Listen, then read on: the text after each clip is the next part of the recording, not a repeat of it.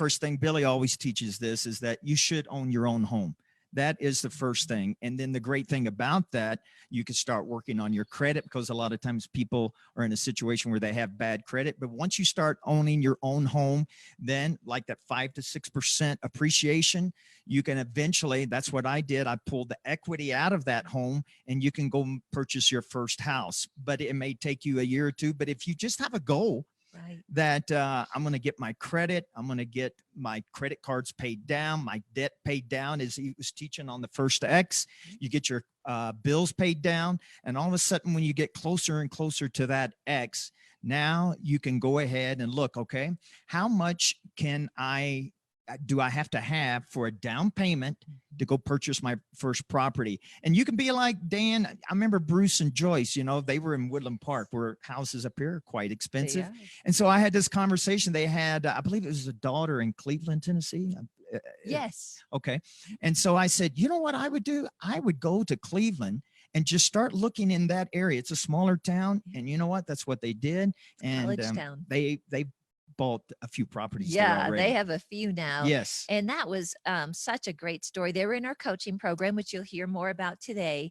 But when they started out, they were both working W-2 jobs. Right. They had saved some over the years, but they both wanted to be free. And, it took a little while. It did. It's kind of like taking that first step, getting in the game, but they stayed with it, didn't they, Mike? And I'm not going to say how old they are, but they're not 40. No. All right.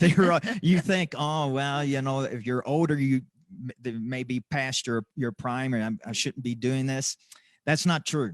No. That's not true. If you're older, this is still, because listen, Right. You're doing this for cash flow, for appreciation, for your children, and to be a blessing to those people around you. Absolutely. So think future. Absolutely. One thing that Billy was talking about, and he will teach on this today, is when we're in those metro areas, to go out a little ways. And I think Dan was talking about this too. You might have a little bit more of a commute, but those are the areas to maybe go out and purchase in. And oftentimes those bring the greatest appreciation. So I was in Minneapolis, St. Paul, the Twin Cities area, actually for 45 years before I moved out here and then to Texas. And one of the things that we did is we would find new builds kind of out in the outskirts. Mm-hmm. And so we built our first home. I still remember it, FHA financing, $104,000. And we went out to this town called Chaska, if you're familiar with the Minneapolis-St. Paul area. And there was a lot of fields, farmland. You would have thought we were way out, but somehow by the grace of God, we knew, well, we could afford this type of house when we went out. Well, it was maybe 2 years later, we sold that home for about $142,000. Then we went to another town that's on the fringe called Prior Lake. We built again out on the edge, and we purchased that home for about $240,000. We built it. We sold that home for $429,000. I know, that's a dance, isn't it? That's a dance. But I share that with you to just give you an example of, if you're living in a more expensive area, if you do look in those areas, there are opportunities. And in one of the recent live streams, matter of fact, if you haven't caught the live streams and you still want to watch them, you can go back to the website, wealthbuilders.org, and you can click on watching previous live streams, or go to Billy Epperhart's YouTube channel. One of the things that Becky was sharing is that there is some opportunity right now with new construction. Yes. And so with the COVID situation, I know in a lot of communities, the rioting and things has really, been unfortunate and really caused people to freeze, like not selling really, or not even buying homes. But there may be some builders that are in those areas that right now they want to sell those lots and sell those homes. And so you could possibly get a pretty good deal that way. And I've been reading in a lot of articles that because of the COVID, they are wanting people are wanting to move out of the metropolitan areas because of the COVID. So there's people wanting to move out, and the places that Dan's talking about, way outside. Exactly right. That's exactly right. Okay, so as we go along today, We are so excited to welcome the Zoom audience. Yes. And so when we say Zoom audience, that sounds a little bit funny, but uh, we know what that means, Yes, we do. right? But we want to welcome the Wealth Builders live audience that have joined us via Zoom. So thank you for joining Yes. us. You're here for a whole hour of a sneak preview of this real estate conference. So welcome. Yeah, so we've been going at this since 6 p.m. yesterday. Wow. And we went till about 9 p.m. last night. We're going about 12 hours today. Yes. And then tomorrow we're going until about 1 p.m. Mountain. And so we're just so glad to have you join us. And we're going to be starting out with Billy teaching this morning. And so, Billy, we're excited to hear you. We know you're fired up. So here we go. Get ready. Billy Epperhart. Hey, guys, I want to welcome those of you that are getting a sneak peek for this 10 to 11 time frame, where usually, of course, we do our Wealth Builders Live every Saturday morning at 10 a.m. Mountain Standard Time here in the United States. I know there's actually people joining us now from other countries and other continents on the Wealth Builders Live program, the live stream. But it's only going to last an hour. And so today we're right in the middle of our real estate mastery workshop. Started last night, goes all day today till 9 o'clock tonight, Mountain Standard Time. And then we'll pick up again in the morning at about 9 a.m. And so you're going to get a ton of information, but we want to welcome those that are joining us through the Zoom and Facebook Live. Today, we're going to talk about in this session what I call the best markets to buy in, or how to identify the best markets to buy in. I have people that ask me that all the time. And so, you know, one of the things that we talked about when we did questions and answers here earlier is that we talked about the fact that as we give you these formulas on how to know the best markets to buy in, these are what we call a baseline. It's where you get started. And so what I'm going to do today is I'm going to give you the formulas, and there's 5 or 6 key pieces to it that we'll give you toward the end of this session.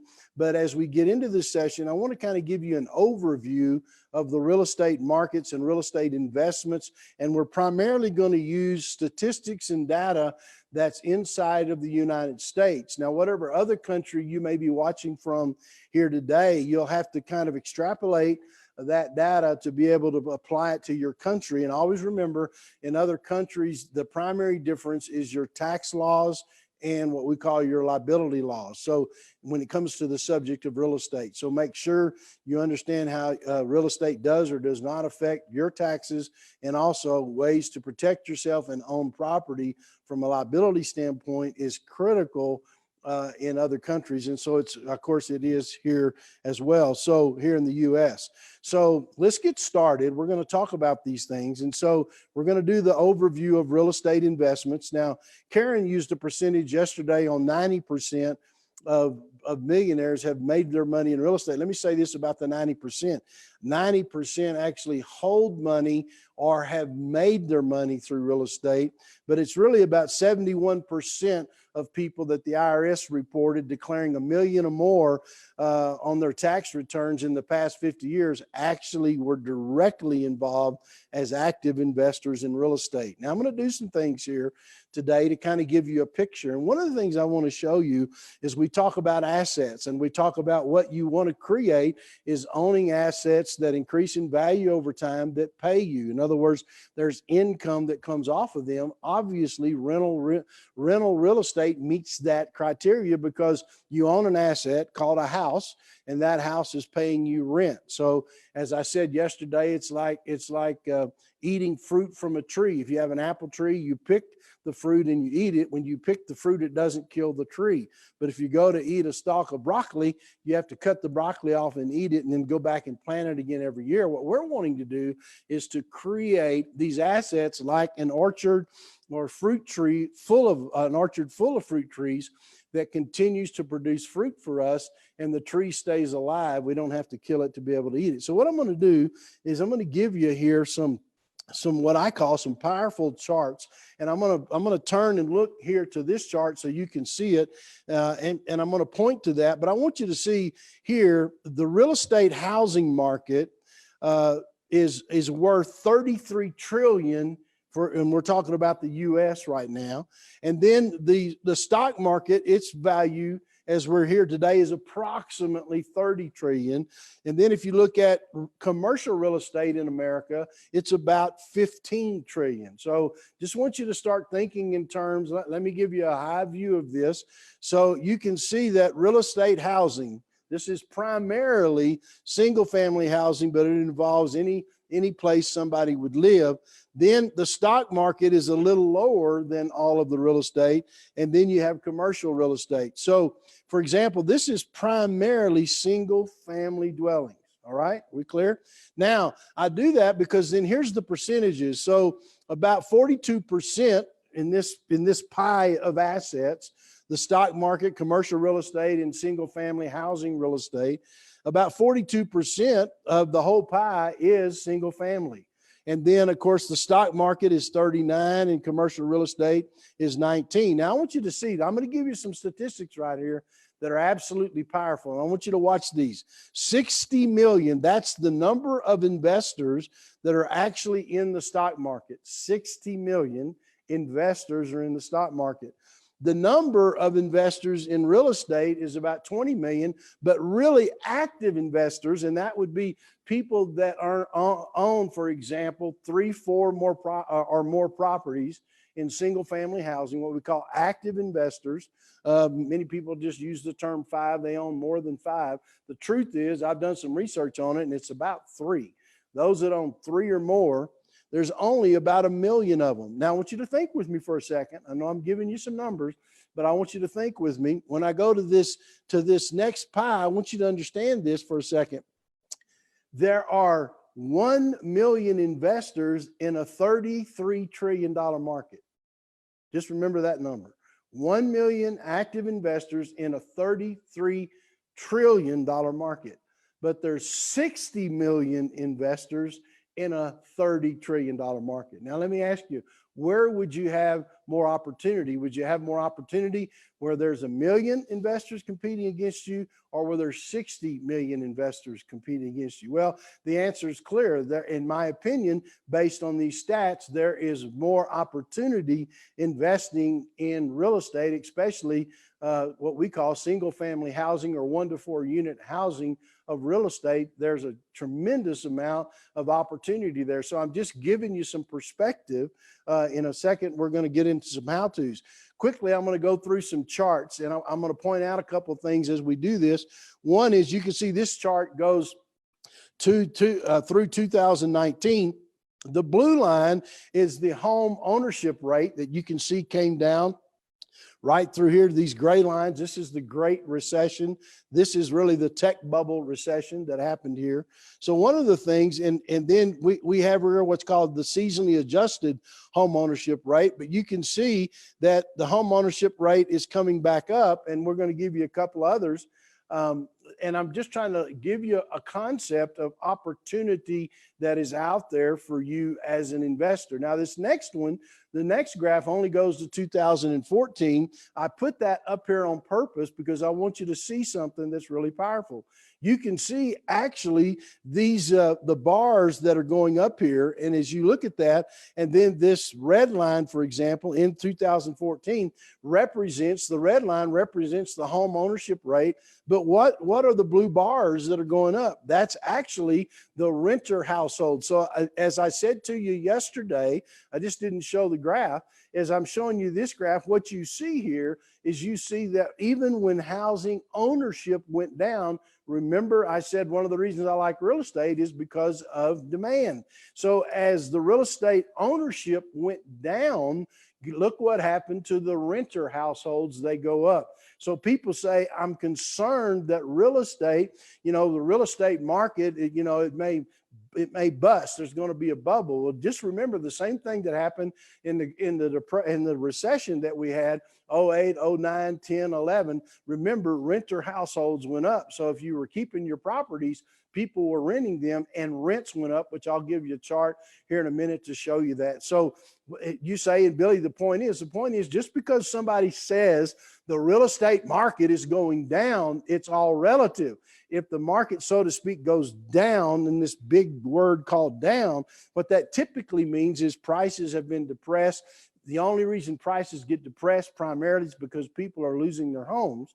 But remember, the people that lose their homes still need a place to live, so they have to go somewhere and rent. So rental properties obviously go up, meaning the rents go up on those properties. So I just want to show you this and some of these. Now, if we look at the next chart, the median asking rent for vacancy units, once again, here's the stripe for the internet bubble. Here's the Great Recession right here.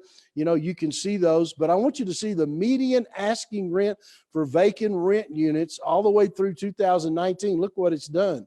Now, we had a little dip right here between 18 and 19, but look, it's popped back up. And today in 20, it's right around here. So the point I want you to see is that it's all relative, and that rents, even when people are saying in the media the market is down, look what's happening primarily to rents. Now, the same thing is true when we look at this next particular graph. And if we can put that one up real quick. Do we have that one up? And this one I want you to see, this is the Case-Shiller price index, home price index. Again, you see the bars for the recessions that we talked about, but now look how far prices have now come up from the time of the recession. You see that here. This is where they peaked. I believe prices peaked in about July of 2006.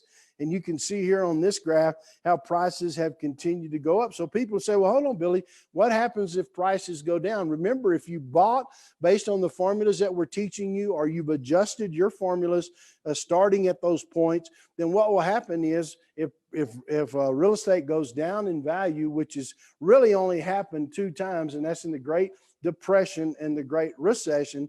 Now, it has happened locally in other places. As I said in the Q&A, you know, like Houston when the oil market busted, or in LA back in the early 90s. But all of those things, for example, they were more local than they were national. National, there's really only been 2 times. I just want you to see that real estate continues to go up, and even when it goes down, your rents go up.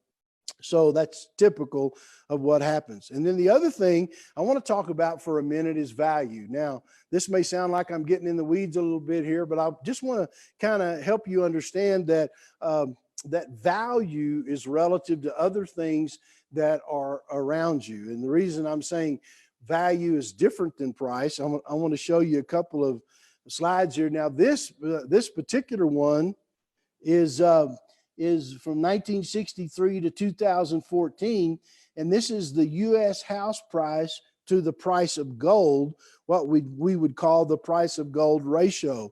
And I'm going to break that down a little more carefully for you in a second.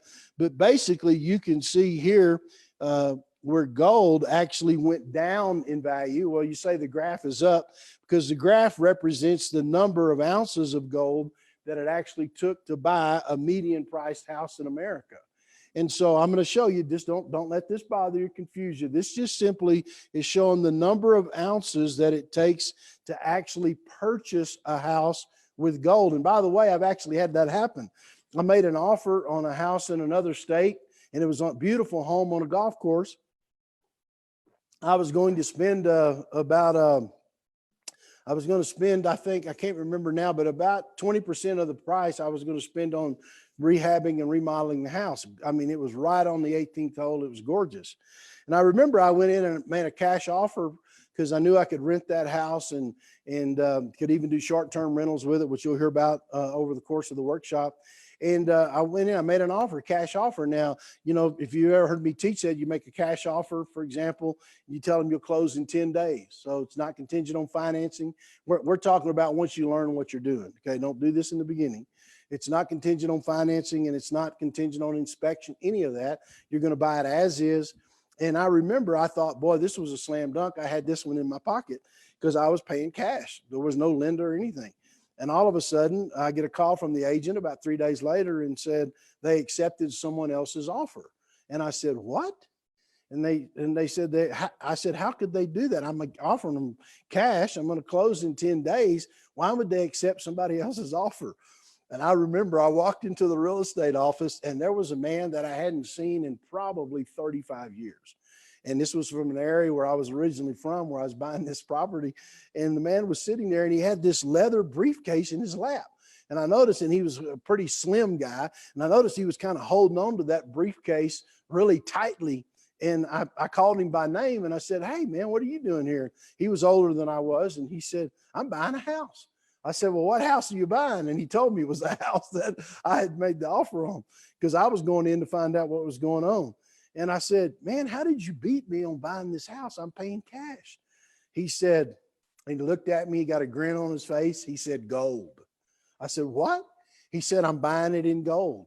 He said, this is a true story. He said, I bought this gold at $300. He had a bunch of American gold eagle coins in this briefcase, so it was heavy. And he had paid $300 per ounce for that gold. At the time we were buying that house, the gold had gone to $600 an ounce. Now remember, it's the same gold, it's the same piece. Now it's just worth twice as much. And he kind of winked at me. He said, I'm really only paying half of what you were offering because I bought this gold so cheap. So you say, I mean, that's a true story that happened to me. Now, why am I telling you that? Because one of the ways that you can always value things, anything, not just housing, anything, is you can compare it to the price of gold. And let me give you, if I can do this quickly, I'll go through, let me see if I can get here to this slide. And just to show you, as of June the 20th, let's see what's up here. Oh, as of March 2020, the U.S. median home price was $320,000. So that's what the median, not average, median. If you do average, it'll be higher. The median, that means that's where most of the homes are selling. And by the way, this is national. If you look local, like for example, if you're in Amarillo, Texas, you can Google median home price in Amarillo, Texas. If you're in Chicago, you can Google median home price in Chicago.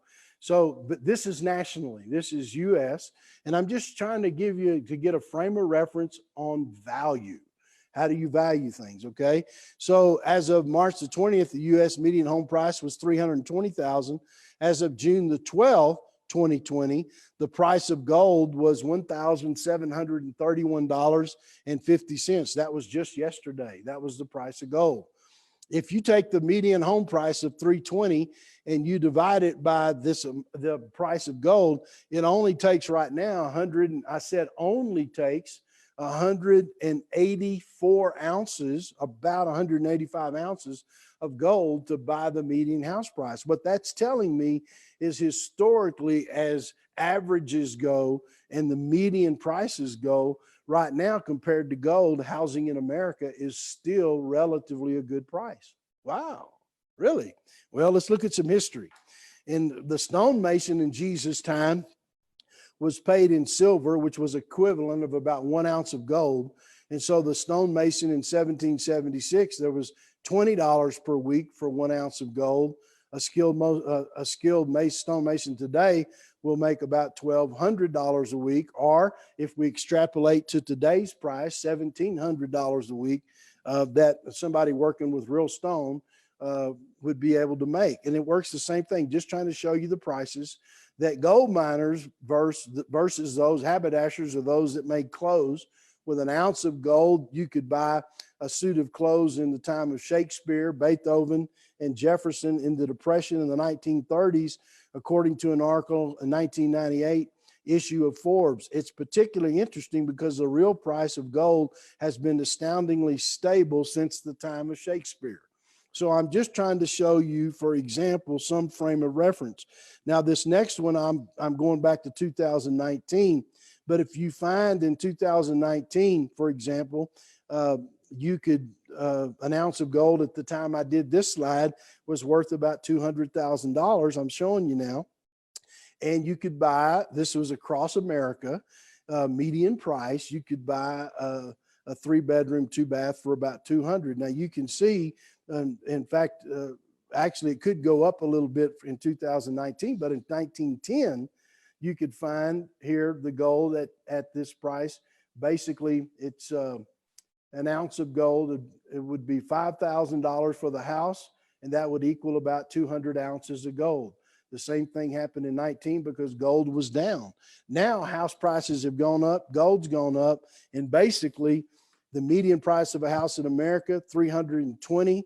200 ounces of gold right now is $346,300. So you can see right now that values they're not crazy. People talk about a real estate bubble, but I'm showing you the value. So when I go back to this slide, this is both of these properties here are being based 1910, 2019 on 200 ounces of gold, 200 ounces of gold. Today, if you take that with the 200 ounces of gold, the median price in America is 320. The 200 ounces of gold is valued at 346. I'm only showing you this. Billy, how come you're showing this to me? I'm only showing you this so that you understand that when you're looking at value, we're not overinflated right now.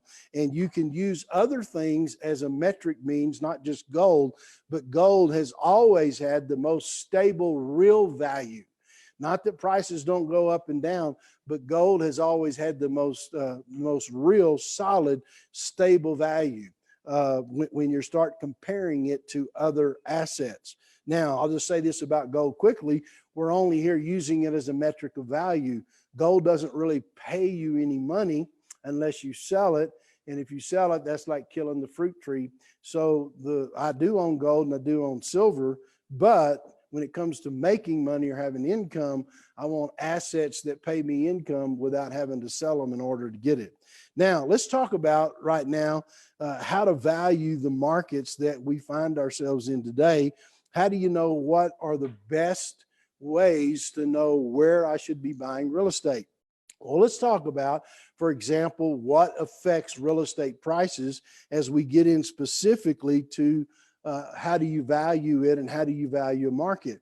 Well, remember, there's several things. Interest rates, for example, affect prices. So usually the lower interest rates are, the more prices go up, which has been true today. The low interest rate, we have the cheapest money we've ever had in my lifetime that's in the market. Now, why am I taking the time to tell you that? I'm taking the time because I just showed you gold, and I just showed you that against gold, the market is not overheated. Okay, it's not too expensive. But at the same time, we have the lowest interest rates that we've ever had, which is going to drive prices up. So we have this kind of a continual kind of seesaw between prices going up and other things that are affecting them. I'm going to show you how you can make sure you know you're getting a good deal. Inflation, that means as the value of goods goes up, that's called inflation. The flow of funds, and that means how much money is available in the market to borrow to be able to buy. Of course, the condition of the economy, and right now there's a big disconnect, in my opinion, between where the real Main Street economy is and where the Wall Street economy is. And so we're going to talk about that a little bit in this session. And then, of course, kind of an outlier would be a national disaster. Obviously, that could have an adverse effect on real estate. Now let's talk about where interest rates are today. Basically, you can see the long-term effect, and you can see here, of course, in the early 1980s, real estate was really, interest rates were really high during this period of time, but you can see that rates have continued to come down, and even today they're actually lower. And because if you look over here to the left, you see the 4%, we're getting right down in here right now is where we are. It's the cheapest money ever in my lifetime. And so that's why you don't want to overpay for real estate, which we're going to show you here in just a little bit about how to prevent that, to make sure that you're not overpaying. Now, I'm going to skip a couple of these. I apologize, but I just want to show you this real quick if I can, that this is what we call the real estate cycle. So in understanding the cycle, and let's start at the top here so you can see it. I'm going to walk back to the screen for a minute. You can see the first part is up here is where demand exceeds supply. So what happens if you have more people wanting to buy real estate than you do real estate for sale? Well, what happens is that prices, of course, will go up. So how does this work? Well, then if you go here, then demand begins to absorb supply. So if demand exceeds supply, prices will be up, and then demand begins to absorb supply, then prices kind of level out. And then as the cycle continues on, demand becomes less than supply. So what happens when there's not enough demand? It means housing prices get softer or they end up going down. And I like to usually buy right in between here where demand is less than supply. I can find some really good deals in the market. And then here's where demand equals supply. Now, if I'm going to be a flipper, if I'm going to be a buy and holder, which is what we're talking about a lot this weekend, then I want to buy right here. I want to buy property for as cheap as I can, where demand is less than supply. There's too much supply. And by the way, the best way to check supply and compare it to where you've been in previous years is to ask a realtor to check. And you can go on Zillow.com or realtor.com now and do it, but you can ask a realtor to do it for you. They'll go straight in the MLS and say, what was the supply of homes as of July the 1st last year? What are the supply of homes as of July the 1st this year?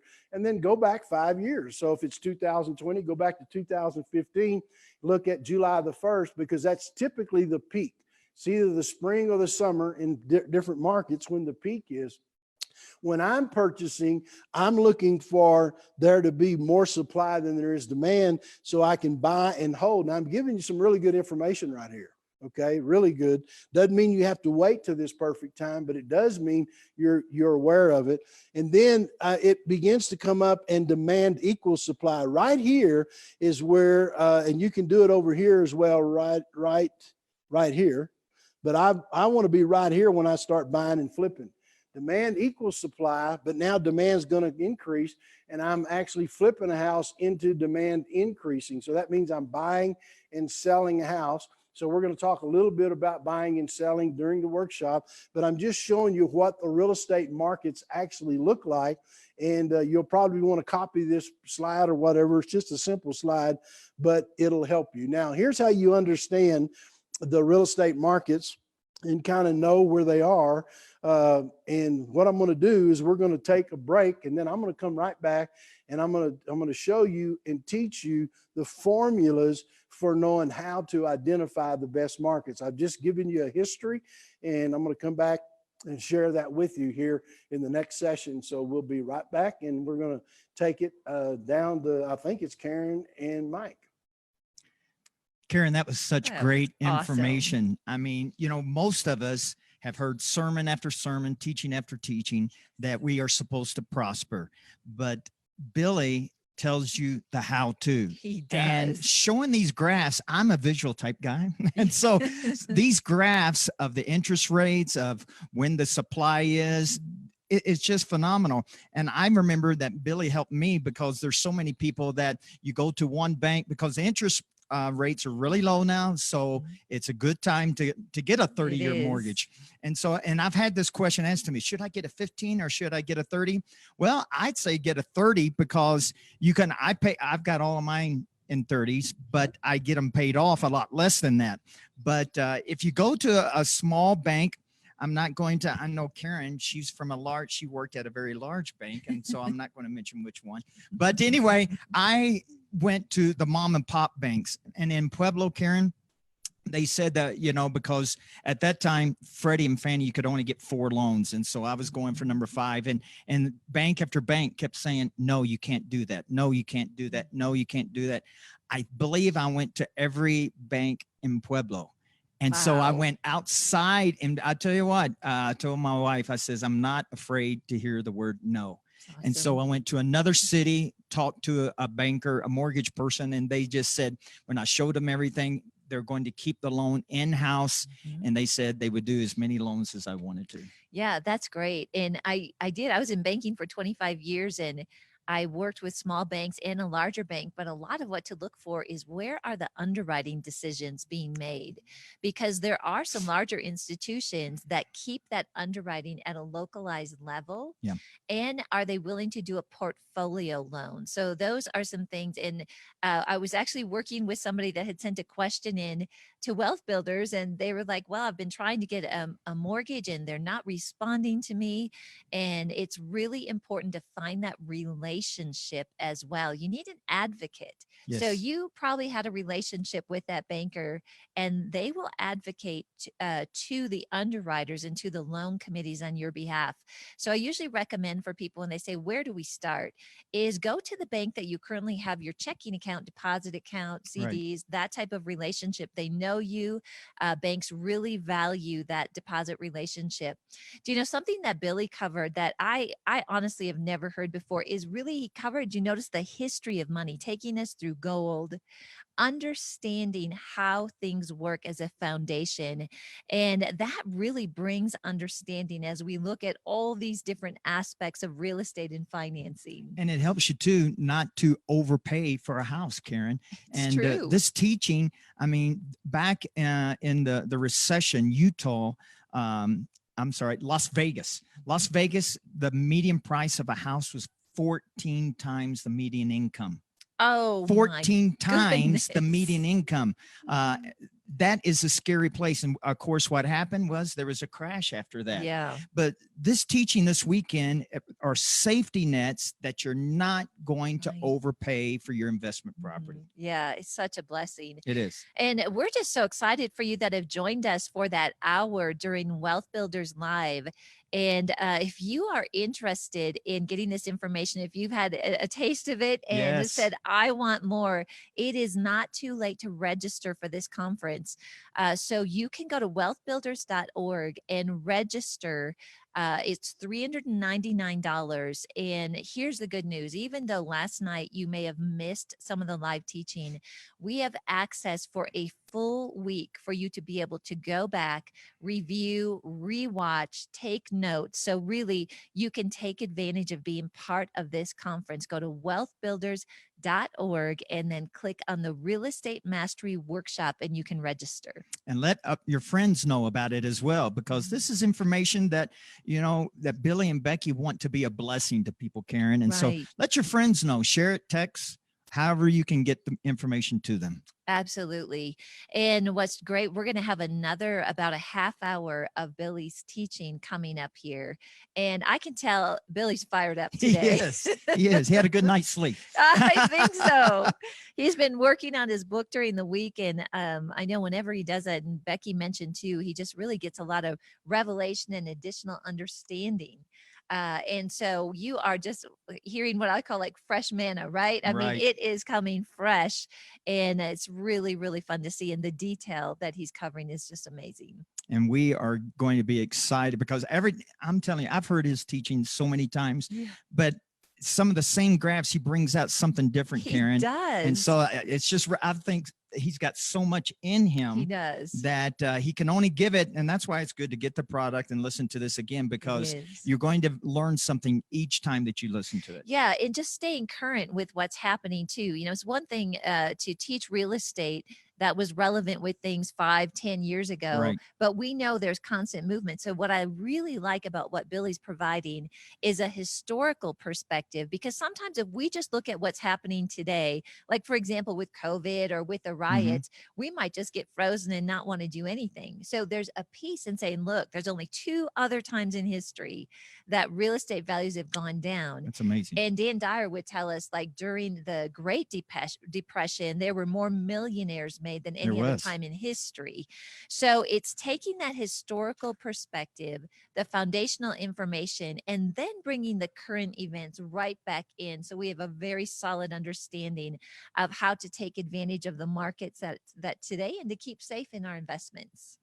And I tell you, Billy wants everybody to know that because of these safety nets, you don't have to be like with the COVID. Maybe I shouldn't buy. And no matter what, if the formulas and the numbers work for you, now is a good time to buy, Karen. We don't have to just, I believe during the Depression, you know, when people were getting out of the stock market, there were many millionaires made because, you know what, they went in and bought during that time and they became millionaires. And so I do think we have an advantage because we have the Holy Ghost on the inside of us. And I say this probably more about a scripture than anything, that the Holy Ghost leads me and guides me in all truth, and he shows me things to come. Amen. So we are being led.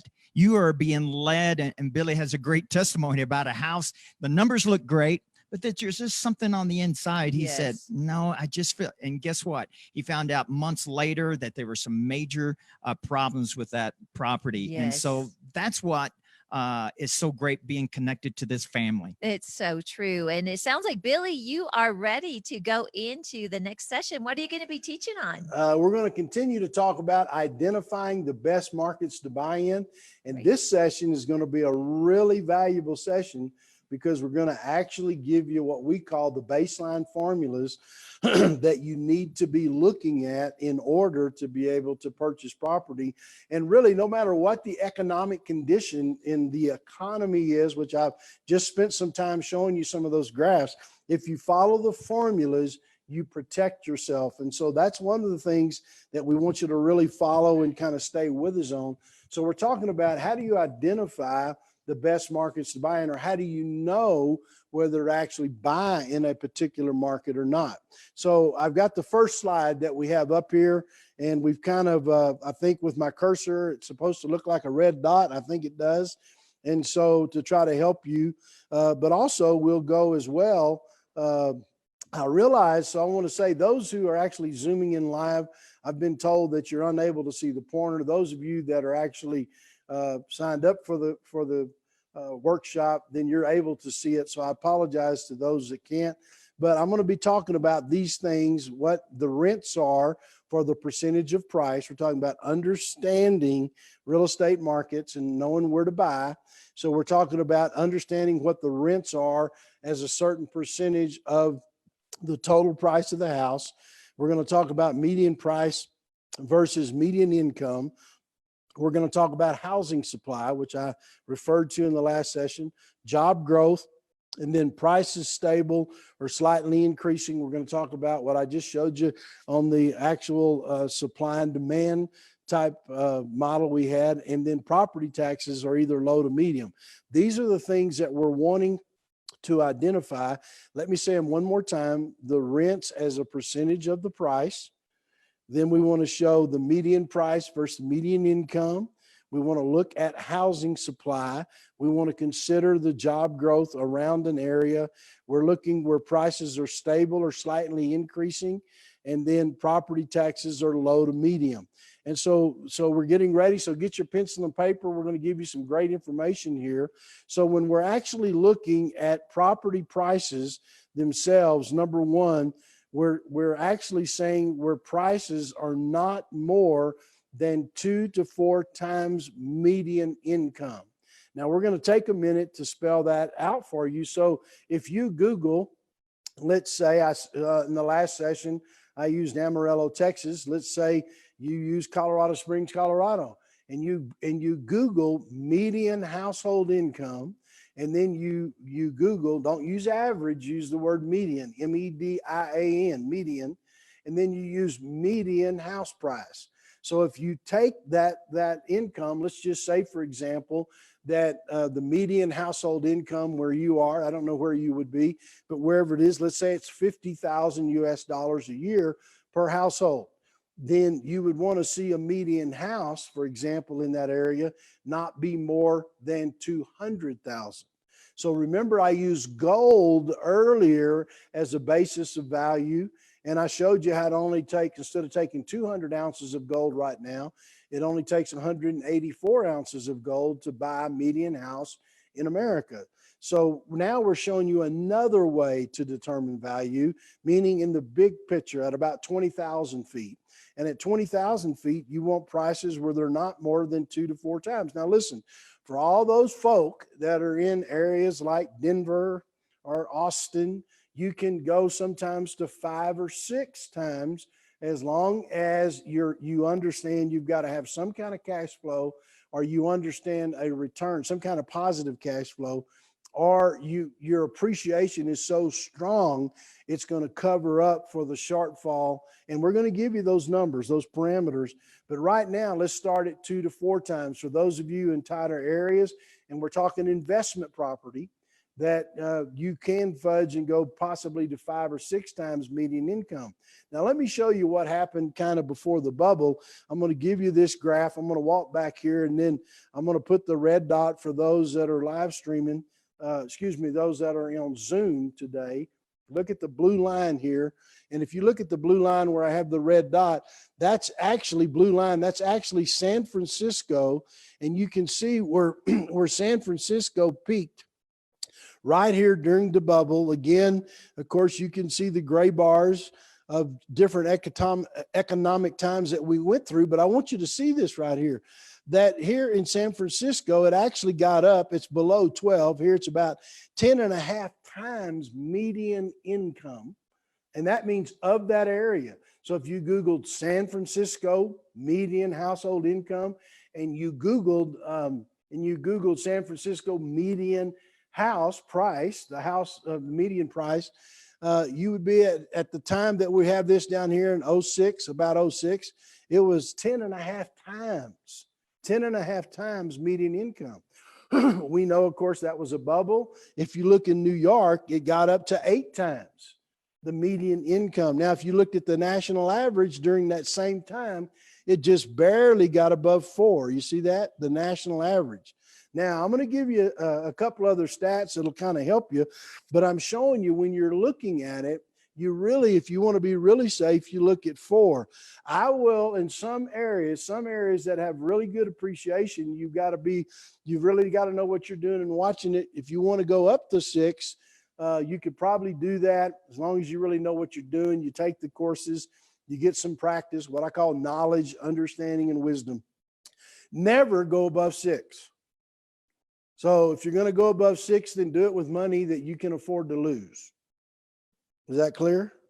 Because people typically overpay for property. And I know some of these big metro areas right now, it can get overheated in a hurry. So go back and do the same thing I mentioned on supply. Go back and study the last 5 years of what the median price, has been times the income, and see where it's sitting right now for your particular area. Now, I've done a little of that work for you on a national basis, but let's look for a second at a couple of more here. And so what we have here, if you look at this, we have the median home value here on the left and the annual rent here on the right. You see that? And so I'm going to step back here to my screen, and I want you to see, here's the median home value, right?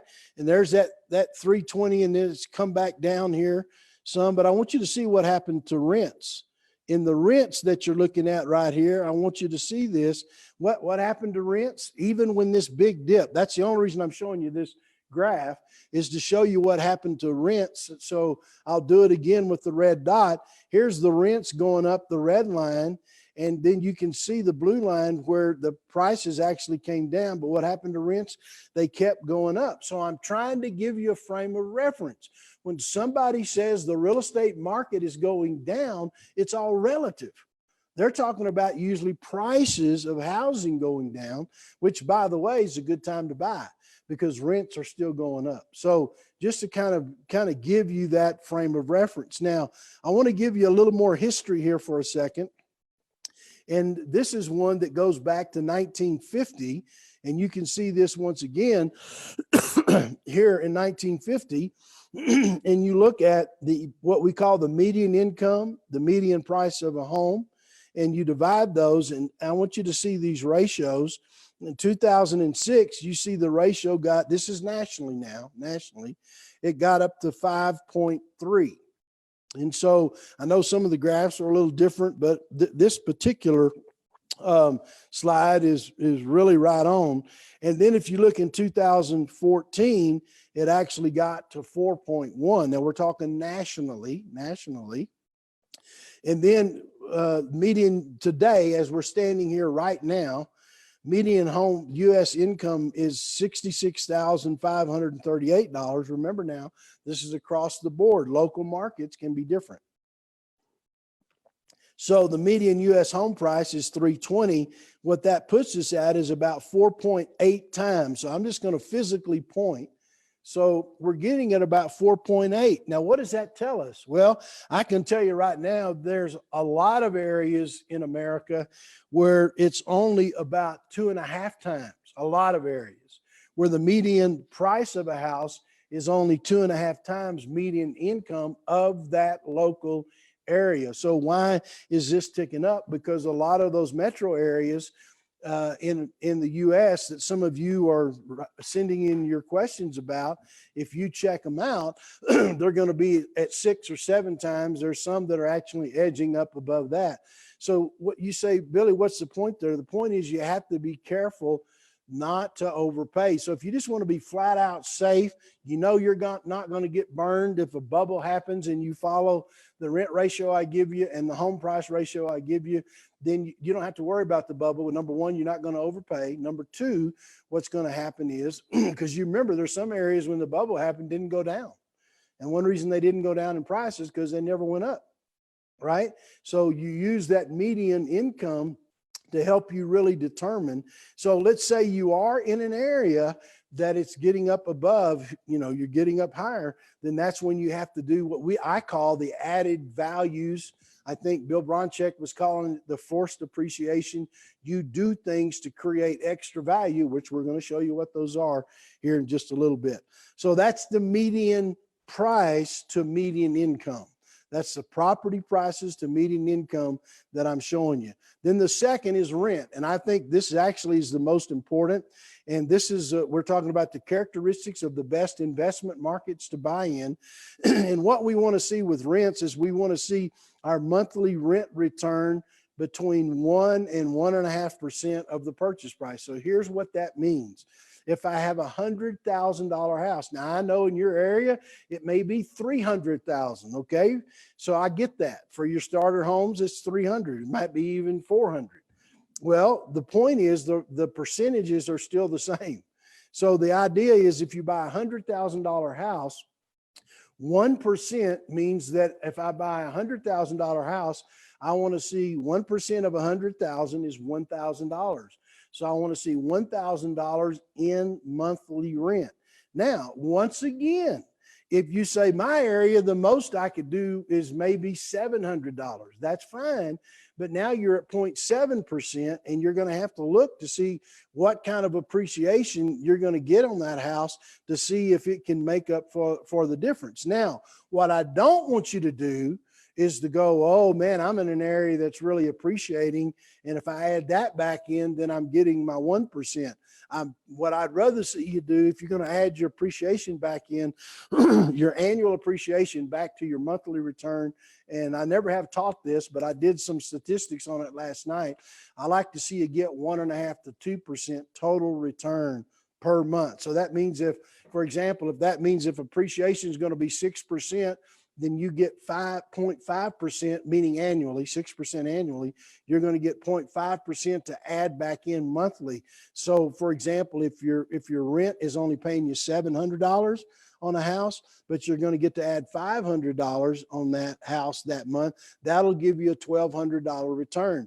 If you have the cash flow to afford that, then you can think that way. But right now, what you're looking for, if in order to have cash flow, and we'll come back in the questions and answers, and I'll explain that even in more detail. But basically what I like to see is you get in your cash flow a minimum of 1% gross return on your rent. So that means if you drive up and you look at a $100,000 house, the first question I always ask the realtor is not how much does this house cost? I don't ask what is the condition of the house. When I drive up, the first question I ask is, what would this house rent for?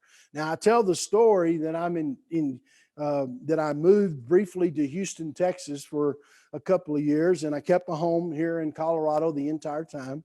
And so we would go back and forth. But I remember, because I had bought some hair franchises down in that area, and I was just going to kind of fly down and visit and come back, and we started looking to rent an apartment. And I remember, this has been several years ago, I went to look at apartments. I'd never studied the area. I owned real estate all over the place. I wasn't interested at the time in actually buying in Houston. And I remember I went and looked at an apartment. They wanted $2,100 a month for this small 2-bedroom apartment. I thought, man, that's crazy. In Denver at that time, that same apartment was at the most $1,200 at the most. And so then I started looking at these kind of cool townhouses. And I'll never forget, I remember calling the realtor on this townhouses, and it was just a 3-bedroom, 2-bath townhouse. And I said, I'd like to rent that. How much is that? And he said, it's $4,600 a month. And I went, what? For a 3-bedroom that was in a nice area, but it wasn't that nice. And so what I did was I started looking at housing, and I started looking at what housing was renting for. So I went from being a renter to being a buyer. And I said, if you're getting those kind of rents, and by the way, property taxes are higher in Texas because they don't pay income tax down there, state income tax. But so I started looking and running my ratios, and I could buy a really nice home. And later I did rent that home. And you could easily get 1.2% a month on those houses down there. You remember, you got higher property taxes. And so I went and became a buyer, and I bought a beautiful home right in an area called the Woodlands, Texas, right on Lake Woodlands, and a beautiful home that I later rented because I wanted to keep it for a while, and it paid phenomenal rent. Now, you say, Billy, the point is what? The point is, if you want to be safe, never go below 1%. Now, you say, in my area, I can't do that. So that's where you've got to make sure you can take the appreciation. So let me say it one more time. If you have a $100,000 house, it appreciates, say at 6%. That equals 6% of 100,000 is $6,000. You take $6,000, you divide it by 12, that's $500 a month. So if you want to take that $500 a month and include it into the $700 a month you can rent it for, that gives you a 1.2% returns. However, I would much rather see you to remain safe and get that in cash flow and let the appreciation be icing on the cake. Everybody good? So I'm showing you this is what your rent ratio should be. Now, if you look at the history of rental income, and I've shown you several of these kind of graphs when we start talking about them, but I'll go back here and you can see, I'll point right here. So we're looking over here on the graph. And if you look, these are basically median asking rent. And so let me just point to it physically here, median asking rent. Then this down here on the bottom is basically the different areas of the U.S. And you can see, for example, even in the Midwest, which is the green line, rents have continued to go up. If you look at the West, that trend line is pretty aggressive. And even in the South, I want you to see that there's not a bad trend line on rents going up. And notice you don't see this major dip in rents because remember, people always need a place to live. Now, this next graph I think is incredibly revealing. If you look at this graph, and let me step back again, you look at this graph, this is house prices versus rents. So your median asking rent is in blue. Your house prices are in red. Once again, you got to say it 7 times, 7 different ways. Look how consistent your rents were. The blue line, very consistent. Blue line. Now houses went up, right? The Great Recession started. They came down. Now they're back up, but rents are up as well. So I just want you to see that if you learn to use the rent ratios that we're actually talking about, and you learn how to develop what you're doing in that area, it is absolutely amazing what you can find in the sense of you start looking with the right set of eyes. In other words, I'm looking at a house, and if I see I'm buying a house, even when I buy my personal home, that I live in, I'll always ask, what can they rent for? Now, for those of you that are in these tight metro areas, really nice homes will probably rent for anywhere from 0.3% to 0.5% is what you would actually get in rent in those houses. But then you have to look at appreciation. Is appreciation enough to bring you up to say 1.5%? If it is, then you can consider it if you have the cash flow to be able to maintain a negative cash flow. If you're going to start building a portfolio of investment properties, do not get into a negative cash flow situation. You need to have positive cash flow, which we're going to give you here in a little bit, but I want you to understand that and see that. So anyway, that's really important. So as we look at these, let me find where I'm at here. As we look at these, then I'm looking at housing supply. So one of the things that I want to say when it comes to housing supply on here is that the characteristics of the best investment markets, when we're looking at housing supply, the question I'm asking is housing prices or is housing supply diminishing?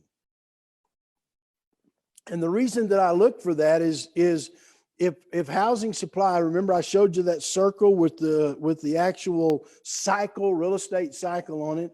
When demand is equaling supply, and then where demand starts edging up, that's a good place you can look for actual places to buy and flip, because you're buying and selling into demand. Now, I also look at the same thing when I'm going to buy and hold. When I'm buying and holding, I like to see supply outstrip demand. Right now in markets, there's still a lot of demand that's out there. But I would say it this way on this number 3 with housing supply is, with housing supply, just understand where you think you are in a particular cycle. So for example, if you take Dallas-Fort Worth, even during the real estate bubble in the Great Recession, if you take Dallas-Fort Worth, did supply go up and down? Yes, but not near as drastically as it did other places. And the median prices, for example, in Dallas-Fort Worth stayed much more consistent, as an example, than it did in places such as San Francisco, Las Vegas, or Phoenix. So those are the kind of things that we're talking about. Then remember that real estate is local, okay? And so we're going to, by the way, I want to say this before I go to job growth. I want to say that one of the key things that you have to understand is, later we're going to talk about not only what percentage the rent should be of the asking price, but just how much you should cash flow. So let me just say this quickly, and then we're going to teach on it later in another session. But I want you to know that if I'm over here and I talk to you about adding appreciation back in, that's a way to intellectualize and figure it out. The truth of the matter is, if you're going to be safe buying real estate, you still need some level of positive cash flow. So when it comes to a single family house, I never try to get less than $200 a month. And that would be on what I call a median house. I prefer, and what I'll teach you in the next session or so, is where you want to be is at $300 a month positive cash flow. And that means after you pay your principal, interest, taxes, and insurance. That's what we call your payment. When you make your payment, for example, if you have a mortgage on it, you want to still have $300 a month in positive cash flow. So that's a critical thing to try to keep in mind. Job growth is important because all real estate is local, except for areas like vacation properties, which we're going to teach on Sunday. Or maybe late tomorrow. It would be Sunday. I'm sorry, tomorrow is Sunday. Job growth is taking place. So basically, I want to see a healthy economy. And one of the ways you know that an economy is healthy is because of job growth. So apologize for the cough drop, but I'm going to use it here for a second. One of the things that I want to share with you is that when job growth is taking place, so right now during this COVID, we have quite a bit of high unemployment that's happening.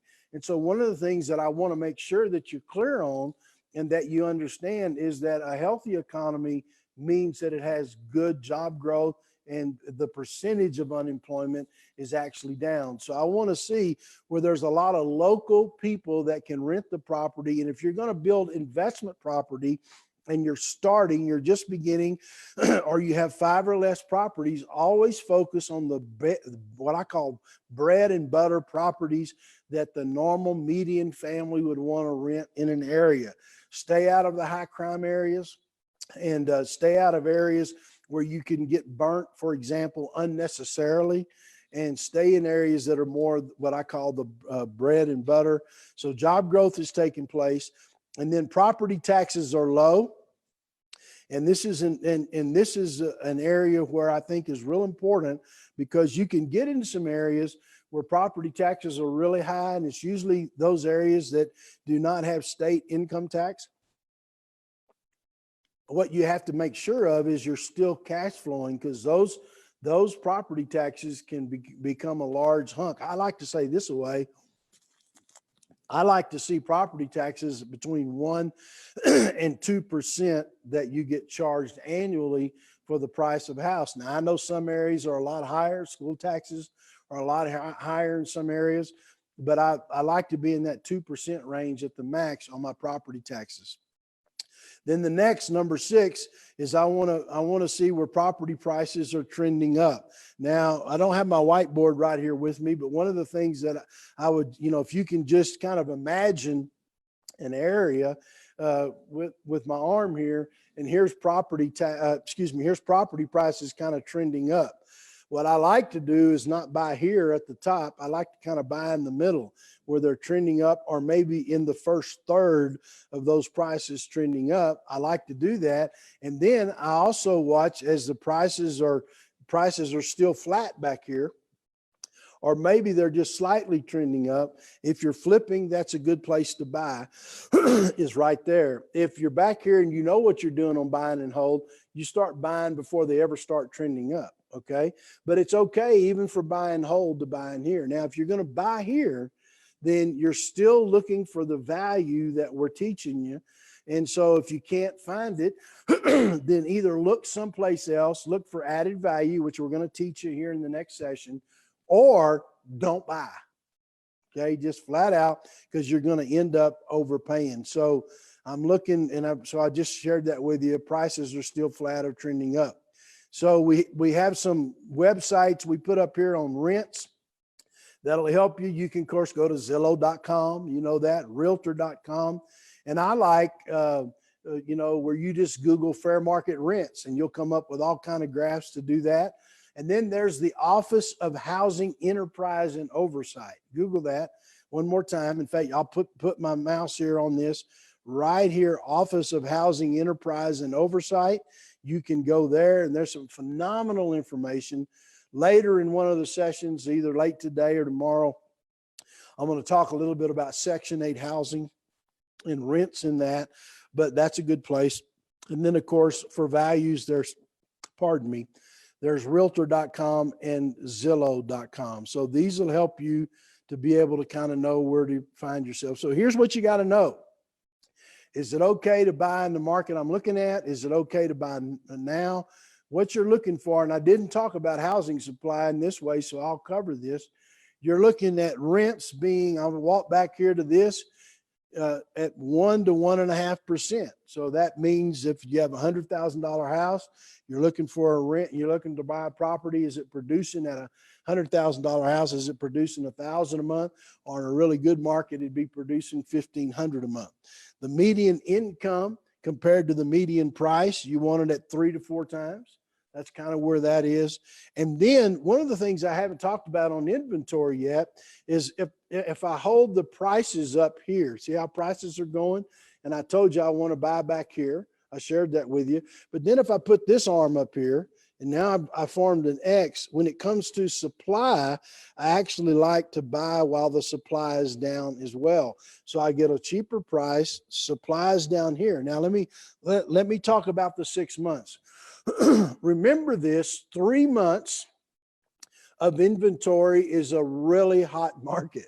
So those of you that are in some of these larger metropolitan areas, Denver, Miami, even Boston, I've mentioned Boston, some of the other areas that would be a little hotter, what you'll find is you're down to 30 days of inventory. You'll find that it's kind of skimpy. People are in the market buying, and they've absorbed the inventory. But what we call a balanced market means it has about 6 months of inventory. That means that's usually, if you're following the 1 to 1.5%, you're following 3 to 4 times median, and you find 6 months of inventory, that tells you that the market is not overheated and that it's a good place to buy. Now, listen, I know some of you want to run out and start buying today. Okay, I get that. But you're going to have to do your homework and start looking for guidelines here and to try to help you. So let me make you a promise. If you buy property based on those parameters right there, are you ready for this promise? You will never overpay, ever. One more time. If you buy it on those parameters right there, you will never overpay. And so that helps. So bubbles or not, you're going to be in good shape if you know what you're doing. So now listen, we're going to talk to you about how you can add value. We're going to talk to you about what you can do in other ways to be able to add value. We talk about How do you find bargain properties? So we're going to get into that in great detail, but this gives you the ratios to start with. And we'll see you right back here in the next session. Bye-bye. Well, Dan, that was some of the greatest information, jam-packed, and I'm glad the Zoom people got to see that. And if you are interested in this weekend, if you are on the Zoom meeting right now, you can go to wealthbuilders.org and you can purchase the full weekend, including last night. And so go to wealthbuilders.org and it's right there on the main page. And for those who have questions, Dan, we're going to have a Q&A after dinner tonight. Yes. So please keep sending those questions in. We'll be answering them this afternoon. And Billy said some things that he hasn't made this statement. Billy, you always make this statement. I was a little disappointed that he said so many things in there that, hey, this is worth the price of the ticket. Yeah. If you get this one thing, it's worth everything you paid to be here. And that was one of those sessions. Oh, too. it was. You know, that graph. Listen, if you are even remotely interested in real estate, that graph about rents, Dan, did you notice it? I mean, it was just always going up. No matter what was going on with the economy, no matter what was going on for the price of homes, rents were going up. That's tremendous. That is amazing. I call that rare air. Rare air. Well, what you're hearing here answers, it's like answers the $10 million question that everybody comes up to me with. They show me a house and they say, is it worth it? In this one session right now, you would never have to ask that question again if you will go by the numbers of what Billy taught on today. And what he said, I promise you that you won't overpay. You'll never overpay. There's not too many guarantees in life, Dan. No. Or many promises. I mean, the word of God, of course, we have the promises. Yeah. They are yes and amen. I believe Billy just gave a teaching that is the yes and amen for real estate. Yep. And speaking of real estate, we have a special deal that for the people that are on this conference, it's wealthbuilders.org /shop. You can choose real estate mastery and all the other options are there. But I want to talk to you about this package, Dan. I'm going to get you to help me here.